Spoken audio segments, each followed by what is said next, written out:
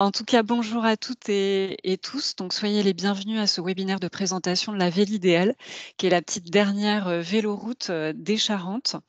Je me présente Émilie Savoie, je suis responsable du service écotourisme et mobilité douce, donc au sein de Charente Tourisme.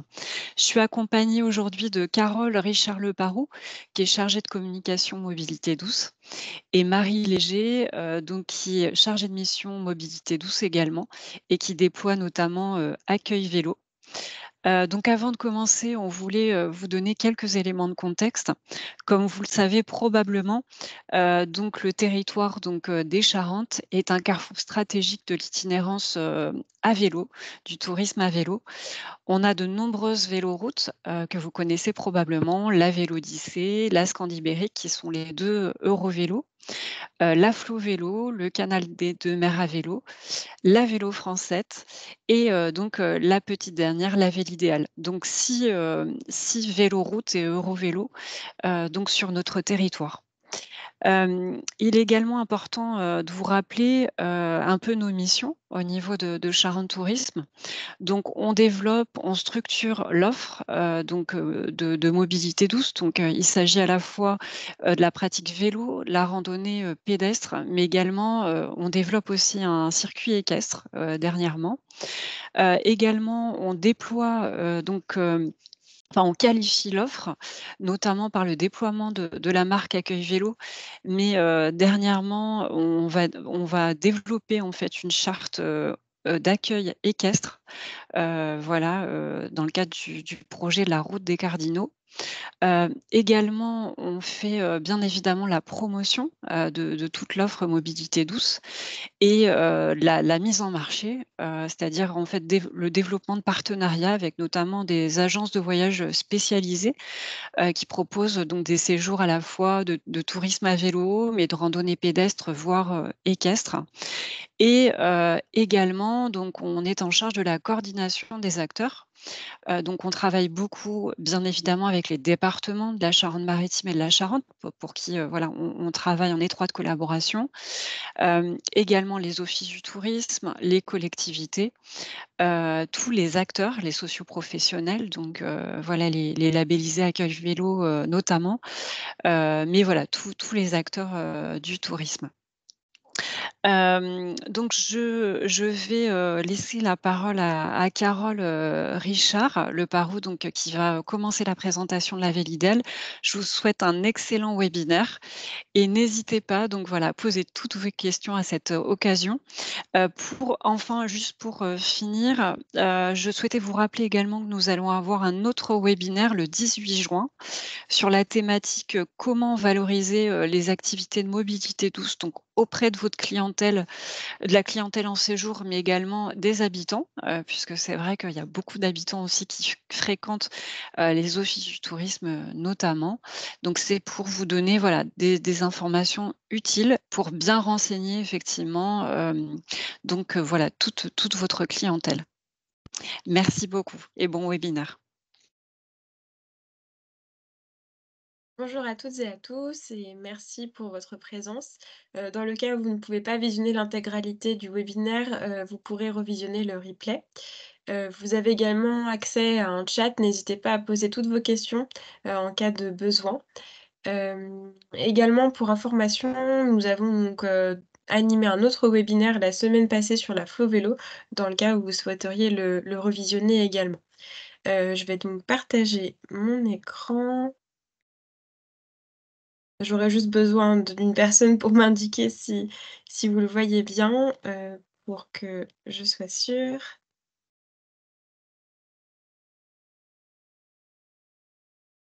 C'est parfait Carole. OK, super. Donc pour l'ordre du jour, je vais commencer par recontextualiser un petit peu, la véloroute, parler du contexte général, des éléments clés à savoir sur, cette nouvelle véloroute. Ensuite, je vais parler de positionnement marketing de la véloroute puisque je vais avoir l'occasion de l'aborder. Chaque véloroute, a sa propre identité, dans ce panel assez dense de véloroutes comme vous le savez peut-être puisque on a un certain nombre de véloroutes, en France. Chacune va se distinguer par, différents éléments. Hem Ensuite, j'aborderai les différents outils qu'on met à disposition pour vous, les pros. Je parlerai ensuite des outils de promotion et de communication qu'on déploie actuellement sur, cette véloroute. Enfin, je parlerai des séjours packagés puisque l'objectif, c'est donc de permettre à la fois, aux cyclotouristes, mais aussi aux journalistes de se projeter dans des séjours, complets, où il y a déjà plein de petites idées à la fois sur, l'hébergement, à la fois sur les sites touristiques, les sites de visite, voilà, tout un tas de d'outils pour, se promener tranquillement sur la ville idéale et enfin, on reviendra sur la marque Accueil Vélo si vous souhaitez, vous doter de ce label. Donc pour le contexte et les fondamentaux. Déjà, une petite, mise en lumière, des différentes véloroutes qui existent en Charente est toujours, une bonne manière d'entrer en matière. Donc comme vous le voyez sur la carte, donc on a 6 véloroutes en Charente. La Vélodyssée de Roscoff à Hendaye qui longe la côte atlantique, qui est donc l'Eurovélo 1, la partie française de l'Eurovélo 1. On a également pour les Eurovélos la Scandibérique, qui est donc la partie française de l'Eurovélo 3, qui passe en Charente et en Charente-Maritime, contrairement à la Vélodyssée qui passe en Charente-Maritime. Ensuite, pour la vélo française, on est sur une véloroute nationale. Donc la différence avec des Eurovélos, c'est que c'est donc uniquement sur le territoire français, mais que ce type de véloroute va passer sur plusieurs territoires. C'est aussi le cas pour la Vélidéale, pour le contexte. Donc on a également la Flovélo, qui est une véloroute qui traverse 3 départements, dont les 2 départements, Charente-Maritime et Charente. Je vous le rappelle, si vous souhaitez avoir plus d'informations, n'hésitez pas à regarder le replay, sur la Flovélo. On a également, le canal des 2 mers à vélo, qui donc va jusqu'à Sète. Voilà et donc pour la ville idéale, comme vous le voyez, je vais avoir l'occasion de le détailler évidemment plus longuement, mais un itinéraire qui traverse 6 départements. Et donc, sur cette carte, on n'avait pas mentionné, les boucles départementales, notamment. C'est vraiment les 6 véloroutes, principales, mais vous avez, de nombreuses autres, véloroutes possibles, si vous regardez sur la carte des mobilités des Charentes, disponible dans l'espace brochure du site internet. Pour l'histoire du collectif, de la Ville idéale, puisque donc c'est un ensemble d'acteurs qui vont, se constituer, pour former ce qu'on appelle un comité d'itinéraire. Tout ce groupement, il a commencé, en 2023 de manière officielle, le 23 mai 2023 pour son comité de pilotage fondateur. Et puis quelques mois plus tard, on a choisi un nom pour cette véloroute, c'est la Vélidale. C'est un ensemble de discussions qui permettent d'aboutir, à ce nom. Et puis au cours de ce printemps, on a mis en place à la fois le jalonnement et le balisage, donc l'ensemble des petits panneaux que vous allez pouvoir voir si vous vous promenez sur la Vélidale avec l'identifiant, le fameux logo que vous avez pu apercevoir dans les précédentes diapositives et que je vais vous présenter par ailleurs. Et là, à l'été 2024, donc précisément du 22 juin au 8 juillet 2024, on va inaugurer officiellement sur chacun des départements, par des petits événements, l'itinéraire. Donc l'objectif d'un comité d'itinéraire, c'est bien de valoriser, les territoires qui sont traversés, donc à la fois, le patrimoine naturel, donc ça peut être par exemple des jardins, des châteaux, voilà, tout un tas d'objets touristiques intéressants, mais c'est aussi, le moyen d'offrir un espace de loisirs, adapté à la fois aux touristes qui vont, traverser le territoire pour une après-midi, pour une journée, en itinérance, ou voilà, pour un plus petit séjour et également pour, les locaux, les habitants qui sont, à proximité de cette, véloroute, et donc c'est un moyen d'améliorer leur qualité de vie, puisque l'objectif, hein, à travers le développement de ces véloroutes, c'est donc, d'offrir un aménagement le plus qualitatif possible avec des revêtements qui soient confortables pour ceux qui la pratiquent. Je vous en parlais, voici, le logo de la ville idéale et là vous avez un aperçu de la carte. Donc sur cette carte qu'on a élaborée avec une agence de communication, notre objectif c'était bien de montrer, un aperçu à la fois sur les villes principales, traversées par, cet itinéraire. Donc on a par exemple en Charente, si je m'y attarde d'abord, on a Confolens, Nanteuil-en-Valais et Verteuil-sur-Charente, mais aussi Ruffec, qui sont les villes principales, traversées, par cet itinéraire. À savoir, et j'y reviendrai, qu'en Charente, on est sur un itinéraire qui reste quand même, très tranquille, très rural. On est sur des, décors, champêtres. Pour les autres grandes villes, enfin plus grandes villes en tout cas, on a donc Niort dans les Deux-Sèvres, Nantes en Loire-Atlantique, Bressuire également dans les Deux-Sèvres, Limoges en Haute-Vienne, et Saint-Nazaire pour le bout de l'itinéraire, côté Loire-Atlantique, sachant que l'autre bout de l'itinéraire, c'est le lac de Vassivière dans la Creuse. Donc vous le voyez également, sur la carte, on a une interconnexion avec, d'autres véloroutes. Donc on a la Vélo Francette, notamment en Deux-Sèvres, on a, l'Arrêt Galante, on a, donc qui est le nouvel itinéraire en Loire-Atlantique. On a également la Vagabonde, et la Vélocéan, en Loire-Atlantique, pour ne citer que, ces itinéraires, mais également la Vélodyssée, la Scandibérique et la Loire à vélo. Donc l'avantage de ces interconnexions, c'est que, les cyclotouristes qui entrent par un bout de l'itinéraire peuvent le rejoindre, donc ça offre de multiples alternatives. Voilà, donc 665 kilomètres au total, dont 120 kilomètres en Charente, avec cette inauguration qui va avoir lieu prochainement. 6 départements concernés, 21 étapes au total, sur l'itinéraire. Donc qu'est-ce qu'une étape? En fait, c'est, typiquement, un nombre de kilomètres que nous, on va déterminer au préalable. En fait, c'est une forme de conseil qu'on va donner aux cyclotouristes en leur disant: «Bah, voilà, si vous partez, de telle ville à telle ville, vous pouvez faire ça sur, une journée ou une après-midi pour les plus sportifs et c'est plus confortable pour vous. En termes de nombre de partenaires, donc on est sur un collectif, un comité d'itinéraire assez dense puisqu'on a donc 36 partenaires, à coordonner, donc 36 partenaires investis pour le déploiement de cette véloroute. En termes d'infrastructure, on est, sur un itinéraire avec 25 de sites propres sur, l'itinéraire national et 5 de sites propres en Charente. Ce qu'on tient à préciser, nous, de notre côté, c'est que, certes, on va pas avoir, des voies, dédiées pour les cyclotouristes. Pour autant, pour l'avoir pratiqué, c'est des petites routes de campagne très peu empruntées, donc en réalité, on est sur des tronçons, sécurisés, il y a pas de souci. Même si, sur le principe, ça peut faire peur, en réalité, il faut pas parce que, tout est fait pour que ce soit confortable pour les cyclotouristes, encore une fois. Pour les labellisés Accueil Vélo en Charente, pour l'instant, on est sur un nombre assez, faible, mais ça ne va que progresser. En tout cas, on l'espère, on va tout faire pour, puisque le but, c'est vraiment de favoriser, l'accueil de ces touristes à vélo. Donc on a 4 hébergements autour de Confolens, notamment parce que, la Scandibérique, y est déjà et donc voilà, donc on reviendra sur les différents critères autour de cette labellisation.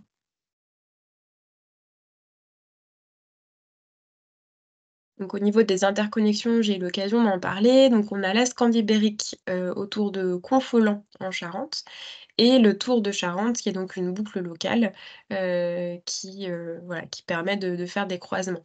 Donc là, vous avez une photo, d'un des panneaux qui est déjà, installé, sur la véloroute en Charente. Donc là, c'est le type de jalonnement qu'on met en place avec toujours, la petite carte de la France avec le numéro 93. C'est le nom de code avant qu'on baptise l'itinéraire. Avant, on parlait de la ville idéale comme la V93. Voilà, et donc la carte de la France pour indiquer que c'est une véloroute nationale, comme je le disais.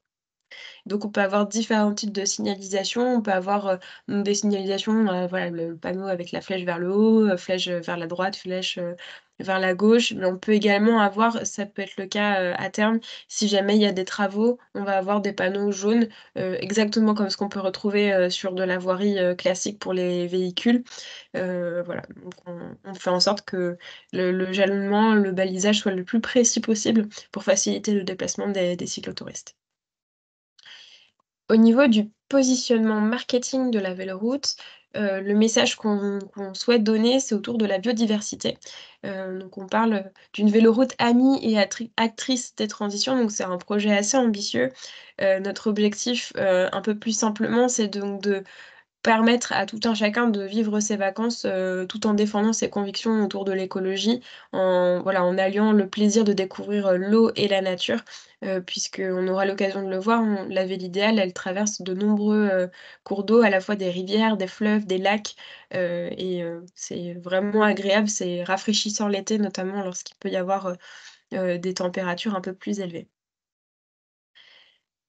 Ensuite, il y a quelques textes qu'on aime à développer pour, vous donner une idée de ce qu'on peut voir sur la Vélidal, donc plus de 600 kilomètres, une succession d'écosystèmes, donc une véloroute, qui permet, de se sentir, libre, de prendre le temps, qui vous emmène du lac de Vassivière dans la Creuse jusqu'au port de Saint-Nazaire, avec toujours cet axe autour de la découverte de la faune et de la flore. Et notamment parce qu'on a 5 parcs naturels régionaux, 4, qui sont actuellement créés et un qui est en cours de création. Donc c'est aussi l'occasion d'aller un petit peu plus loin, de prendre ses jumelles et d'observer, la nature autour de soi. Sachant qu'on va avoir des boucles qui vont être développées autour de la ville idéale, ce qui permet de prolonger, le plaisir et voilà, de prendre un petit peu plus le temps de découvrir, les différents territoires. Donc voilà les mots-clés que vous pouvez découvrir, hein, la nature, la diversité des paysages, les parcs naturels, régionaux, l'eau, la campagne et également quelques villes, et villages de caractère, notamment, pour la Charente, Verteuil, sur Charente et Nanteuil en Valais. Donc voilà.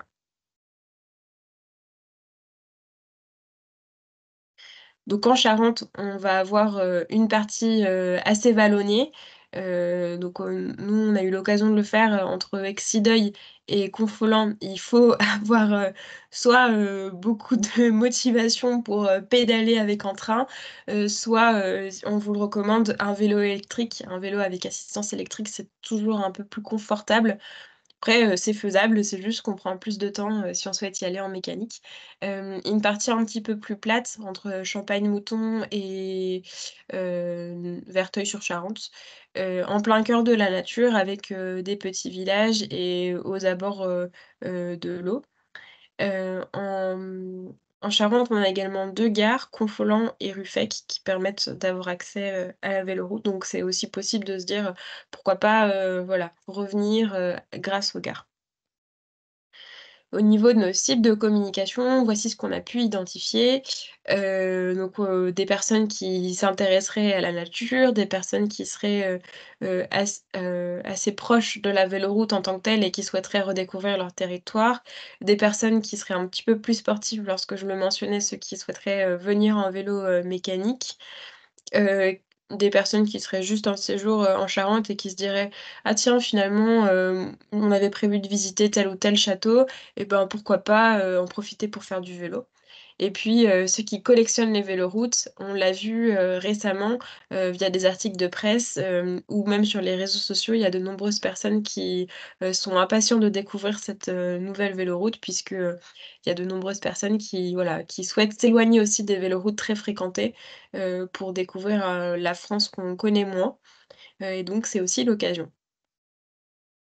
Au niveau de nos thématiques de communication, on va avoir quelques mots-clés: l'aventure, la nature, également la rencontre, le fait d'aller, vers les artisans, les producteurs locaux. Il y a de nombreuses manières aussi de profiter de son territoire, de bien manger, c'est important pour les Français, donc c'est aussi ce qu'on souhaite valoriser et toujours le cas également le goût de la liberté. On aime rappeler lorsqu'on est à vélo qu'on peut déconnecter, qu'on peut vraiment, choisir d'aller à son rythme, puisqu'on voilà, on pédale, au en fait, selon son envie, et donc c'est aussi l'idée de s'arrêter quand on trouve qu'il y a des choses à voir, qu'on n'aurait pas le temps de voir si on était en voiture, par exemple. Au niveau des incontournables, donc on a des bocages, des prairies, des petites cités de caractère, des lacs, lac Lavaux et lac du Mac-Chaban en Charente, la vallée de la Vienne, un joli viaduc avec un très beau point de vue et également, des châteaux, des abbayes, et puis des stations de sport nature, comme ici vous le voyez sur la première photo à Condac, ce qui permet aussi de varier les activités et de se dire: «Et pourquoi pas, on pourrait aussi, par exemple, louer un canoë ou alors faire du tir à l'arc». Il faut pas oublier que le vélo, ça peut être un prétexte pour, s'arrêter, et voilà, ne pas faire que ça. C'est aussi cette opportunité qu'on donne aux cyclotouristes de découvrir, des lieux dans lesquels il y a de nombreuses autres activités. Au niveau des incontournables plus largement sur la véloroute, on a donc, en Loire-Atlantique, la métropole de Nantes, la petite ville de Clisson et celle de Trentemoult, également Saint-Nazaire au bout de l'itinéraire. En Deux-Sèvres, donc on a Parthenay, Mauléon, Melle, en Vendée, Malièvre et Mortagne-sur-Seine, en Haute-Vienne, Limoges et Saint-Léonard-de-Noblat. Donc avec à chaque fois, des caractères assez différents, de nombreux châteaux. D'ailleurs, on va le valoriser, sur le site internet, on va faire un article dédié sur cette thématique. Donc les amateurs de patrimoine historique ne seront pas en reste. Toujours, sur la ville idéale, pour rappeler un petit peu les enjeux autour de l'eau, on a donc le lac de Vassivière, à proximité, du PNR. Ensuite, pour la Vendée, la vallée de la Sèvre, le parc du Marais Poitevin, encore un PNR, hem et pour la Loire-Atlantique, l'estuaire de la Loire. Donc là, j'en ai parlé plusieurs fois, donc normalement vous avez compris le message. Il y a donc, plusieurs parcs nationaux, parcs naturels régionaux, pardon. Le parc naturel régional du Périgord limousin, le parc naturel régional du de Millevaches en Limousin, le parc naturel régional du Marais Poitevin, celui de la Brière et le petit nouveau, celui de la Gâtine, à venir très bientôt. Sachant que pour, le parc naturel régional de Millevaches en Limousin, donc on a donc une boucle qui fait 56 kilomètres, qui permet de découvrir un petit peu plus en profondeur, ce parc et de même pour le parc de la Brière. J'ai plus le kilométrage précis en tête, mais là aussi on a la possibilité de découvrir un petit peu plus les environs. Pour les outils pour les pros, on a confectionné un ensemble d'outils de communication parce qu'on le sait, c'est pas toujours facile de savoir comment on peut communiquer sur une véloroute de manière, simple et efficace. Et aussi comment on utilise les outils de com sans que ça parte un peu dans tous les sens parce que c'est pas toujours évident. Donc on a le premier document qui est donc un document qui s'appelle la charte graphique, qui permet de savoir dans quel contexte on va pouvoir mettre le logo. Est-ce qu'on peut le mettre, sur un fond, coloré ou pas? Quelles sont, les la colorimétrie du logo? Tous ces éléments-là, on le retrouve dans ce document. Ensuite, on a le document qui s'appelle, le kit de communication. Donc là, on a confectionné des textes, tout prêts.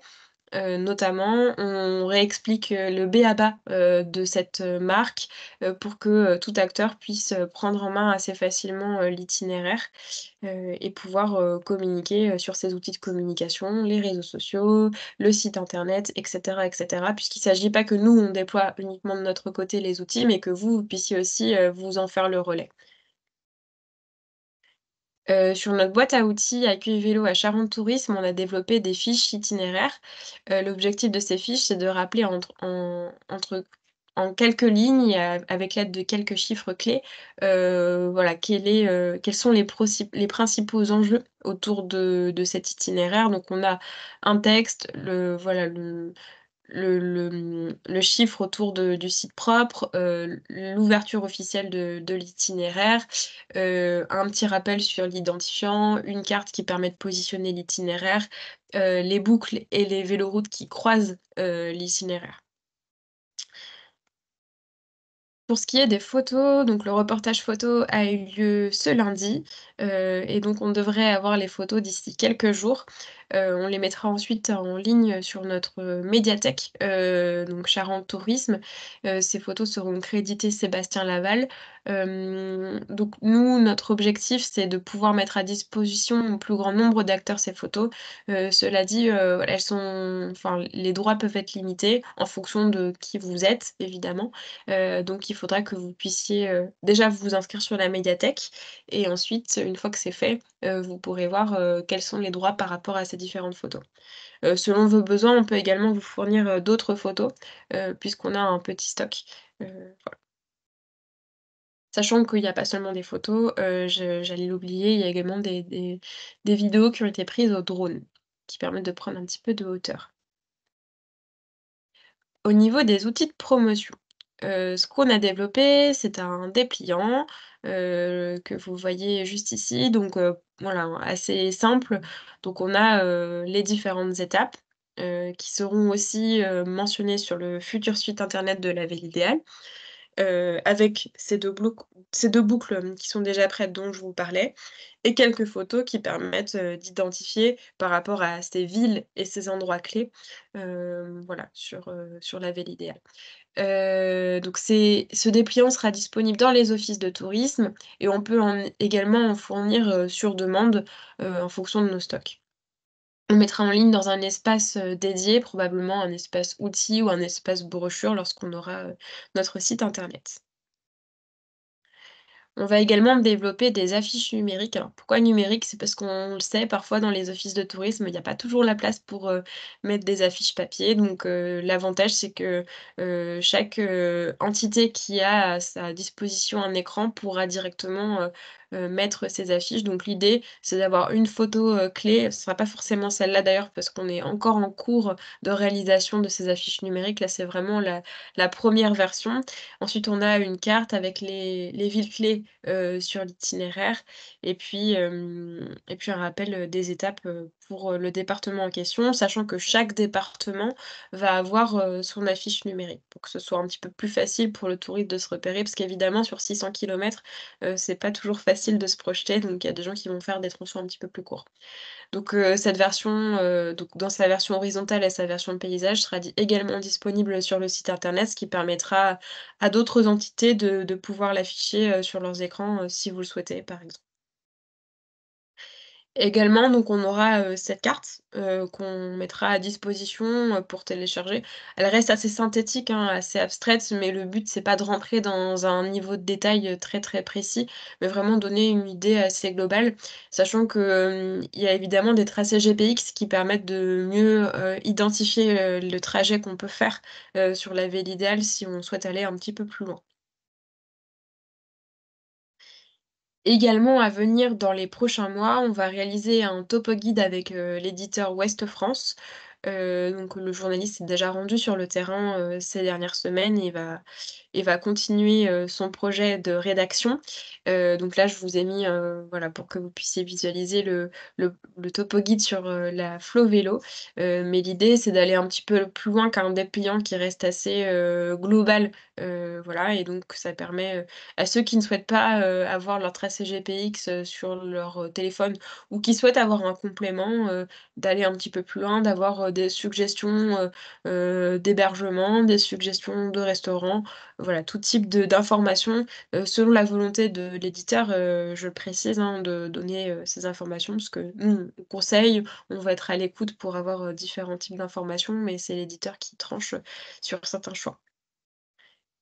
Notre site internet, donc lavellideale.fr, qui est actuellement en cours de réalisation, dont l'inauguration, enfin l'ouverture officielle est prévue, fin juin. Donc sur notre site internet, il y aura à la fois, cette carte avec les traces GPX dont j'ai pu vous parler, mais également de nombreux articles, à la fois sur les villes-étapes. On ira faire un focus, voilà, pourquoi est-ce que, telle ou telle ville mérite, de s'y arrêter. Également, des focus, sur les parcs naturels, régionaux. J'ai suffisamment répété et je pense que du coup le message est passé, en tout cas j'espère. Également, voilà des articles sur, le patrimoine naturel, le patrimoine historique, des conseils aussi pratiques, comment on s'équipe, lorsqu'on fait son voyage à vélo. On espère aussi, très vite qu'on aura des témoignages, de cyclotouristes pour permettre, à des personnes de s'inspirer. Voilà, tout un ensemble d'articles qui seront à venir sur ce site internet. Je ne vous en dis pas plus, je vous laisserai le découvrir, lorsqu'il sera en ligne. Donc nous aurons également des réseaux sociaux, Instagram et Facebook, sur lesquels nous publierons régulièrement, des photos, inspirationnelles et également, des actualités. Par exemple, s'il y a des travaux, on pourra le mentionner, sur, les réseaux sociaux. Enfin voilà, tout un tas de choses à la fois pour donner envie, mais aussi pour informer. Tout le pendant des réseaux sociaux.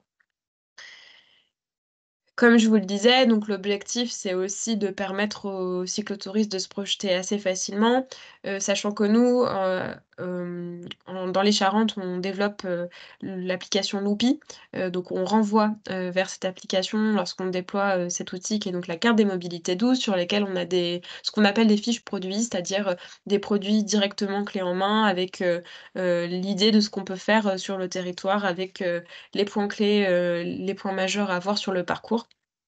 un petit texte de présentation, sur l'itinéraire en tant que tel et voilà les informations clés, la difficulté du parcours. Comme je vous le disais, pour la Vélidèle, on est quand même sur un parcours qui est plutôt pour des personnes qui auraient déjà fait un petit peu de vélo.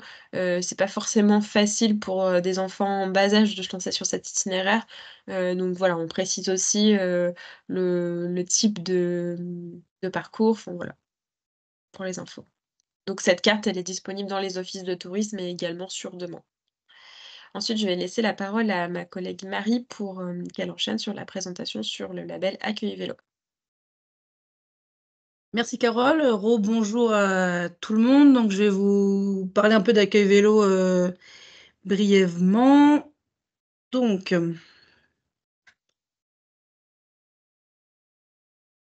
Accueil Vélo, c'est une marque qui a été créée en 2008 par le Comité régional du tourisme Centre-Val de Loire. Et en 2012, il y a une petite erreur d'inversion de chiffres sur la diapo. C'est en 2012 que France Vélo Tourisme est devenu copropriétaire de la marque pour pouvoir l'harmoniser et la déployer à l'échelle nationale.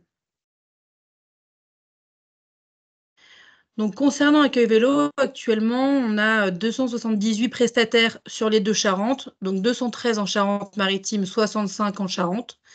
Quand vous rejoignez le réseau Accueil Vélo, c'est un réseau donc national qui vous permet aussi de rencontrer, grâce à une réunion annuelle, les autres labellisés du territoire, d'être également valorisé dans les différents supports de communication comme les sites internet de destination ou alors le site de France Vélo Tourisme, mais également un guide délabellisé qui est disponible sur le site d'Infiniment Charente dans la partie télécharger les brochures.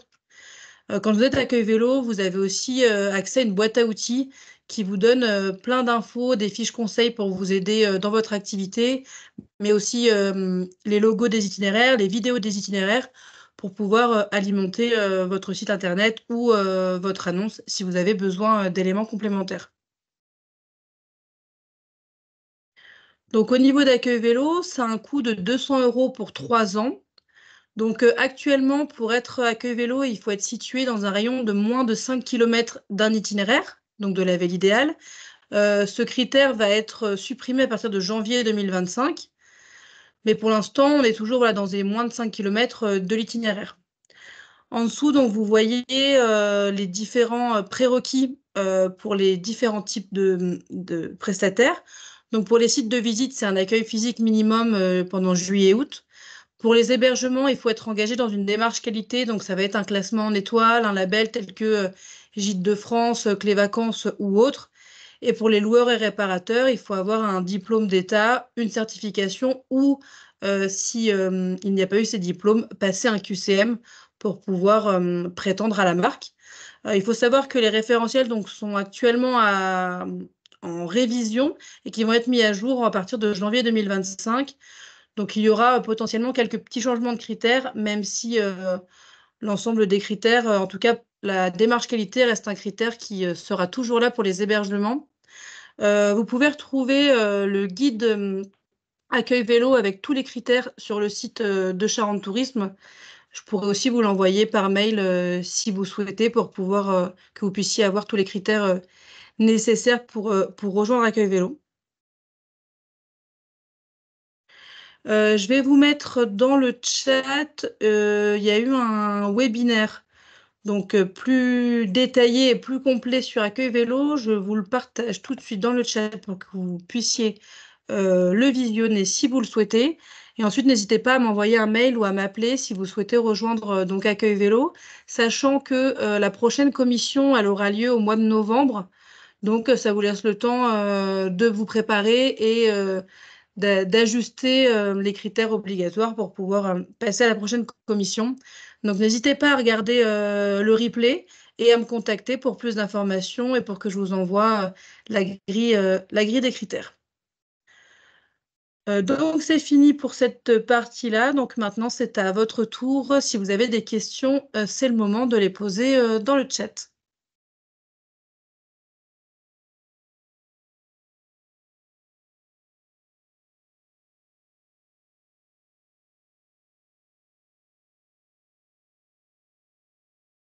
On ne t'entend pas, Carole.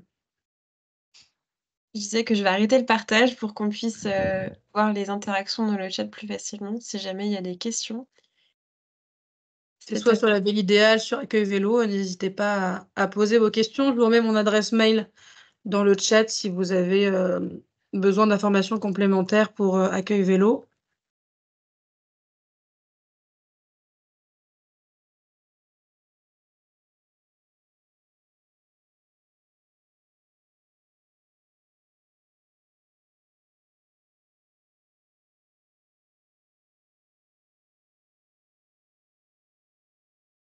Bon, s'il n'y a pas de questions, c'est que vous avez tout compris du coup sur, sur le nouvel itinéraire.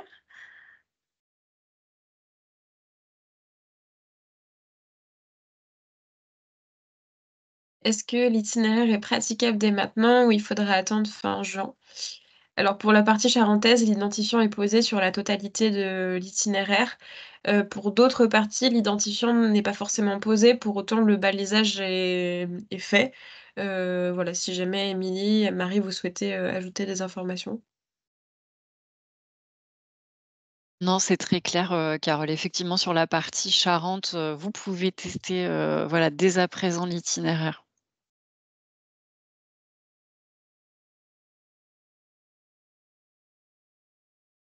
Bonjour, y aura-t-il un check-up de l'itinéraire? Alors je suis pas sûre de comprendre, la question.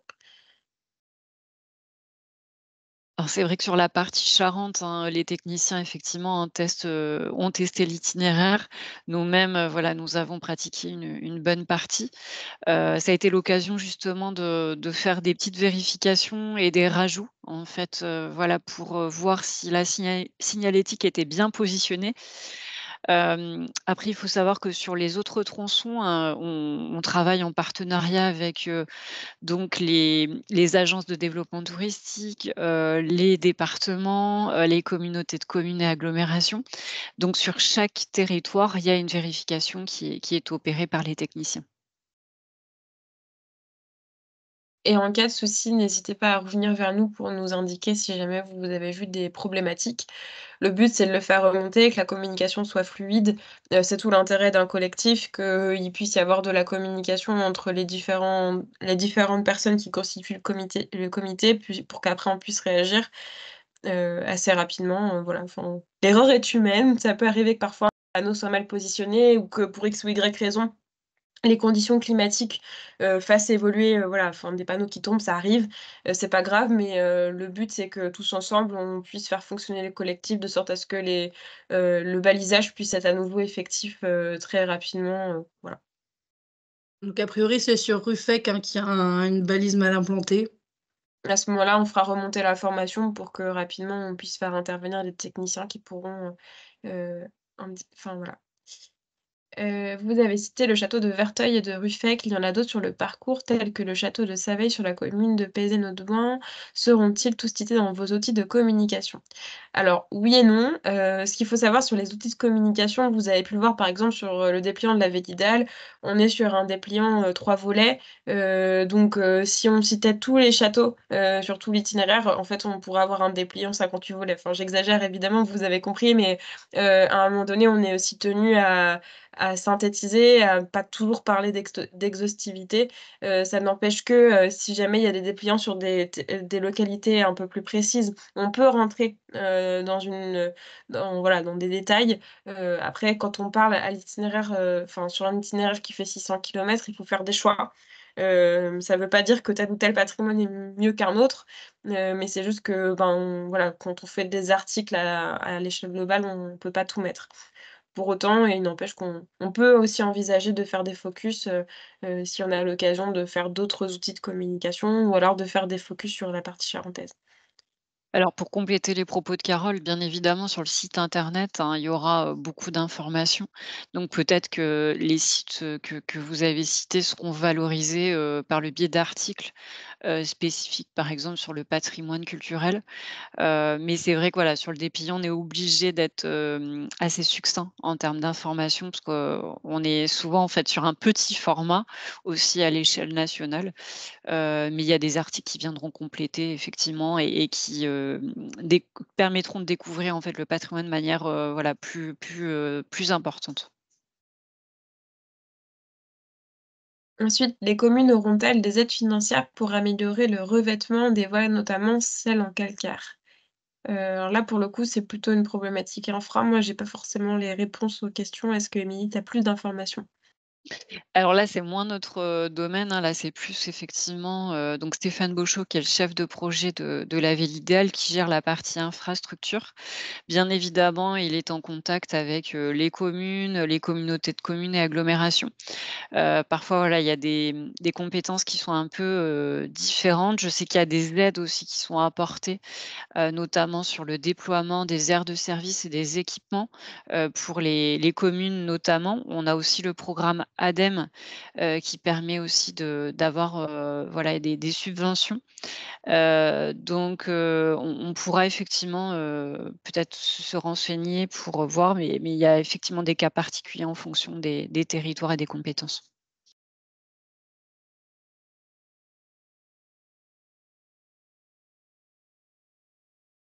Est-ce qu'il y a d'autres questions? Est-ce que nous avons répondu à la majorité des questions? S'il y a pas d'autres questions, à ce moment-là, on peut peut-être, arrêter le webinaire.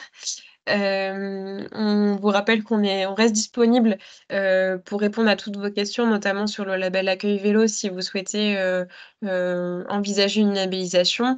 Mais si vous souhaitez avoir des informations sur la ville idéale, on reste disponible également. En tant qu'hébergeur, comment va-t-on apparaître? Est-ce que vous pourriez préciser la question? Est-ce que vous parlez du site internet? Est-ce que vous parlez, d'autres outils de communication? Parce que c'est assez global comme question. Si c'est sur, la question du guide Ouest-France, comme je le disais, donc c'est le choix de l'éditeur. En général, il privilégie le label Accueil Vélo, pour, voilà, pour valoriser tel ou tel acteur. Sachant qu'aujourd'hui, le label, il va se déployer au fur et à mesure puisque l'itinéraire est nouveau, ils n'auront pas forcément ce critère comme, référence. Donc c'est leur choix, c'est en fonction de ce qu'eux, ils ont pu, observer, de leur, du standing qu'ils veulent aussi, mettre en valeur dans leur guide, sachant ils nous ont rappelé qu'ils ont pas forcément un type d'hébergement, voilà, qui favorise. Ils vont à la fois valoriser des campings, des chambres d'hôtes, enfin, il y a pas un type d'hébergement. Par rapport au site internet, de la ville idéale, donc en général, ce qui fonctionne, c'est aussi, pareil, le label Accueil Vélo qui fait remonter, les hébergeurs. Tant qu'on n'a pas, d'hébergeurs Accueil Vélo, il y aura évidemment un petit peu moins d'offres sur notre site internet. Après sur le dépliant, il y a pas de mention des hébergeurs parce qu'on n'a pas la place de le mentionner. Je sais pas si, Marie, Émilie, vous souhaitez, ajouter Alors des infos? il y a le guide, des accueils vélos numériques en fait, hein, également. Donc quand vous êtes labellisé, vous êtes référencé dans un guide que l'on a créé, qui est accessible depuis notre site internet, dans la rubrique, donc documentation, brochure. Donc là, effectivement, les gens peuvent aussi avoir l'information, par ce biais-là. Tous les labellisés Accueil Vélo, également, sont, valorisés, enfin, par le biais d'un QR code dans notre carte mobilité douce. Donc c'est aussi, voilà, de la visibilité, pardon, pour les prestataires.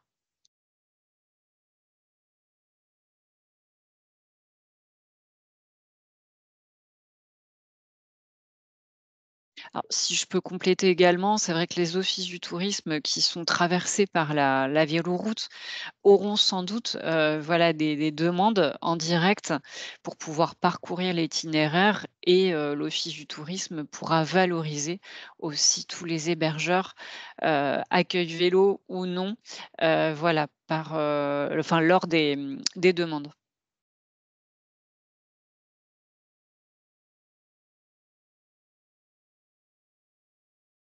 Ça peut vous permettre d'avoir le label Accueil Vélo une meilleure visibilité, en tout cas, sur les différents sites.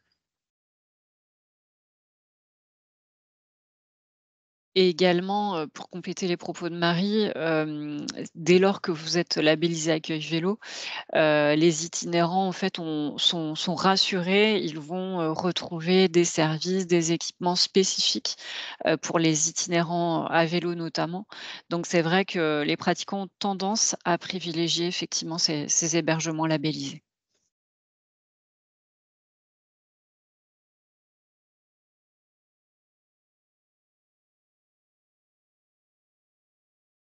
Du coup, là, il y avait aussi une question, Carole, je crois que tu y as répondu brièvement tout à l'heure, mais c'était s'il y a que les labellisés accueil vélo qui seront affichés et valorisés sur les supports de label idéal. Bah, la réponse est oui, plus ou moins. En tout cas, on favorise, les labellisés accueil vélo pour leur démarche de qualité vis-à-vis des cyclotouristes. Ça nous empêche pas, parfois de valoriser d'autres hébergements puisque, ben, le but, c'est vraiment de permettre à des cyclotouristes de trouver, des hébergements en fonction de voilà, du trajet. En fait, c'est juste qu'au vu du nombre d'hébergements, il faut bien un critère qui permette d'orienter les cyclotouristes aussi, et donc c'est le critère qu'on favorise en général. Après, il arrive que sur des tronçons, il y ait pas du tout d'hébergeurs, labellisés et si on crée des produits packagés, par là, on va sélectionner des hébergements qui correspondent à voilà, à ce que nous, on veut valoriser, sur le trajet par rapport à tel ou tel critère, qu'on aura établi au préalable.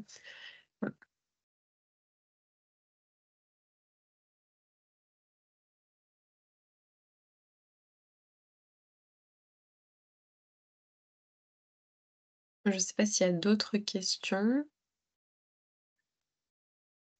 Juste, je viens de vérifier sur les sites internet, hein, parce qu'il y a eu beaucoup de développement et notamment sur la Flo Vélo, on était aussi sur une autre version de site internet. Donc il y a effectivement les labellisés qui apparaissent avec le petit logo et d'autres prestataires non labellisés apparaissent également en fait, hein, sur les sites internet des itinéraires vélo. Voilà, mais comme je le disais, c'est vrai, le fait d'être labellisé, va vraiment, jouer, également dans le choix, en fait, de l'hébergement, au niveau des itinérants.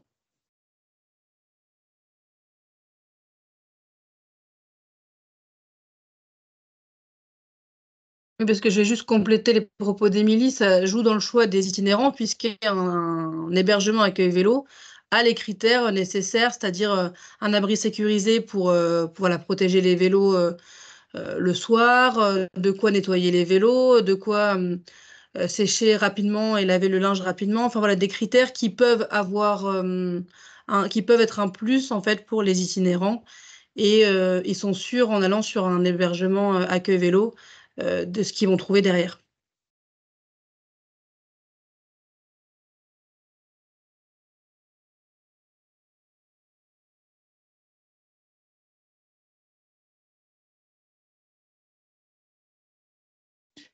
Je vous ai juste, partagé, en fait, le lien de la Flo Vélo, sur l'onglet itinéraire. Ça vous permet, en fait, de voir un peu comment les prestataires sont affichés.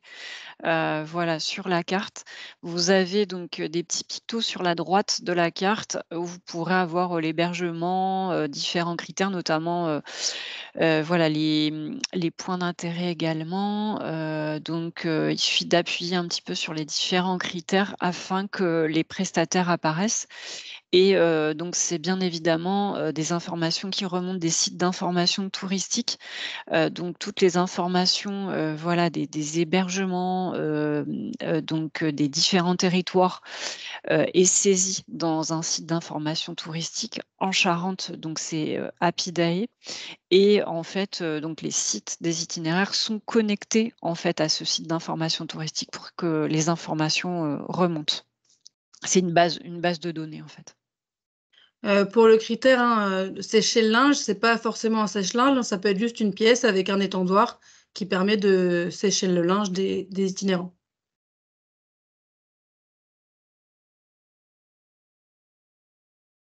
Comme la machine à laver d'ailleurs, qui n'est pas une obligation non plus, juste un évier avec de quoi laver, son linge, fonctionne également, sur le critère.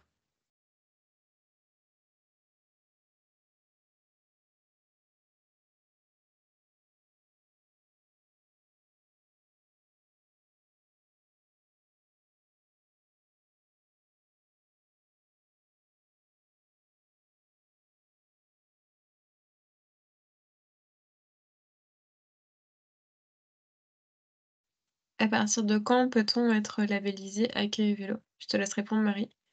Alors comme je l'ai dit tout à l'heure, la prochaine commission aura lieu en novembre, donc pour un début de labellisation au 1er janvier 2025.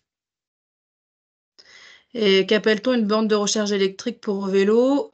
Si c'est pour, par rapport au référentiel accueil vélo, oui, une simple, prise peut suffire. Peut-être, Marie rappelle le process là pour la labellisation. Peut-être un petit rappel, qu'il faut effectivement se rapprocher de toi ou se rapprocher de l'office du tourisme puisqu'il y a des référents accueil vélo, aussi basés, localement. Voilà, soit en fait, vous pouvez vous rapprocher de moi pour que je vous oriente vers le, bon référent accueil vélo pour que vous puissiez prendre rendez-vous avec pour effectuer, l'audit. Sinon, vous pouvez directement vous adresser, à l'office du tourisme. Une fois que l'audit est réalisé, donc ça passe en commission, actuellement, il y en a 2 par an et une fois que le dossier est validé en commission, vous recevez, donc, après le label accueil vélo pour 3 ans. Si tout le dossier est validé, bien entendu.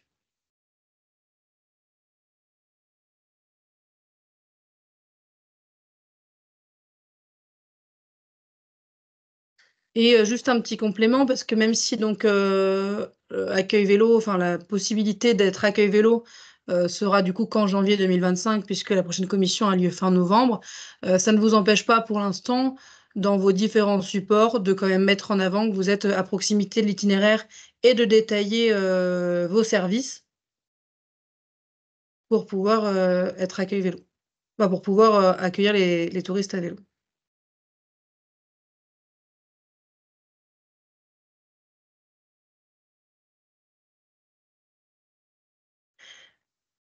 Pour répondre répondre à la question, comme, la commission a lieu fin novembre, après vous êtes libre de réaliser les audits entre, juillet et fin octobre, début novembre, pour pouvoir passer à la prochaine commission.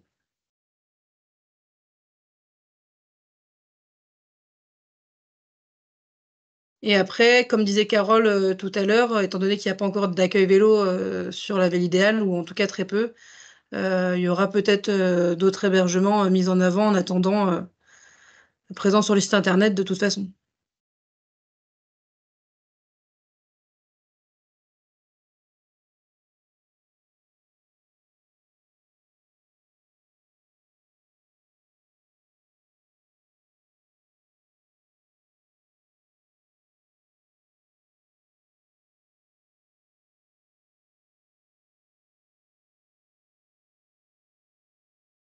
Alors Émilie, Carole, juste pour la question là, pour les hébergeurs qui remonteront sur la ville idéale, ça vient bien, du SIT?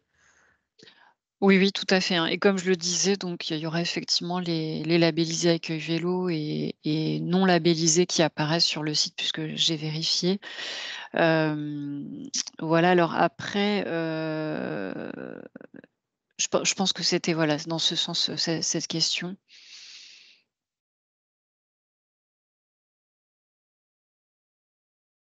On attend les compléments d'information de Fanny. Oui, alors là, je viens de vérifier, effectivement, les labellisés, non labellisés, remontent bien. Nous allons vérifier, hein, puisque le site internet de la Ville idéale est en développement, mais normalement, voilà, c'est les mêmes sites internet, que ça soit la Flo Vélo, la Ville idéale, voilà, les itinéraires qu'on développe, donc et surtout, je pense quand l'offre est assez réduite. Mais voilà, on vérifiera ces éléments-là, avant la création du site. C'est juste après la différence, donc ceux qui seront labellisés accueil vélo auront le logo accueil vélo, en plus, sur leur fiche pour bien spécifier qu'ils sont, accueil vélo.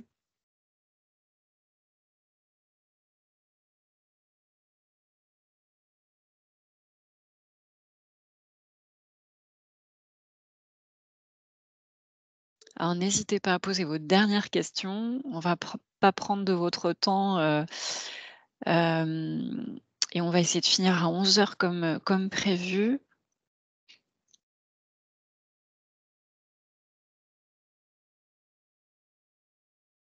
Bon, je pense que Voilà, toutes les questions ont été posées.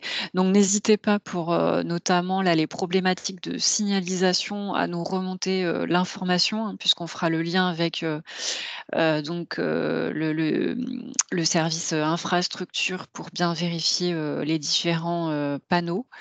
En tout cas, on vous remercie beaucoup, voilà, d'avoir participé à ce webinaire. On vous attend nombreux à l'autre webinaire, donc je vous ai partagé le lien, dans la conversation et merci à Marie et Carole, voilà, pour l'animation également de ce webinaire. Excellente journée à vous. Merci à vous, bonne journée. Au revoir. Merci, au revoir.